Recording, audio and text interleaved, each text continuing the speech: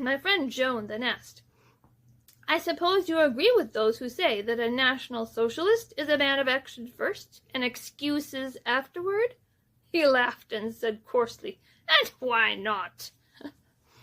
"Yes, Herr Huell, we are well aware that Herr Hitler is a man of action," I added. "He jolly well has to be," retorted Herr Huell. "For 20 years there was the chance to deal with Germany and problems in Europe on a reasonable basis, but nothing had been done. Now the Führer is right. The only thing to do is to take action. The world is very angry for a time, and then gradually everyone begins to see that it is all very reasonable, and things settle down. That is why I am sure the Führer must go into the Sudetenland this autumn." "What do you mean?" we both exclaimed in response to this blatant announcement.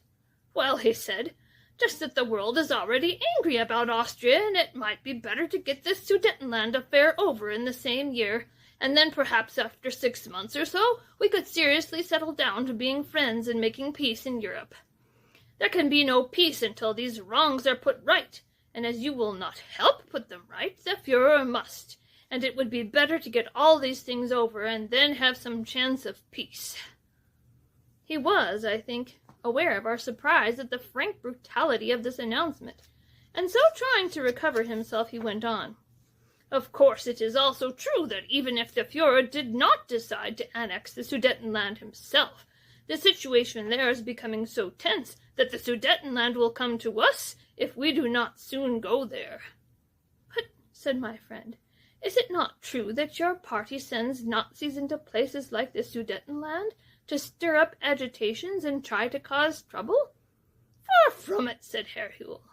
"It is our party that every morning clears away the swastikas on the walls and pavements, and also for 3 mornings running it has had to clear away triumphal arches put up in the night by enthusiastic Sudetenland National Socialists.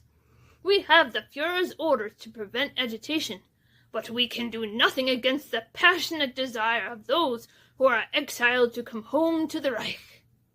We could stand this no longer. So I said, "Look here, Herr Huell, you really do take us for fools." To this he gave a coarse laugh and said, "Well, it is not very easy for you to prove you are right, and I happen to have been in the Sudetenland for some time."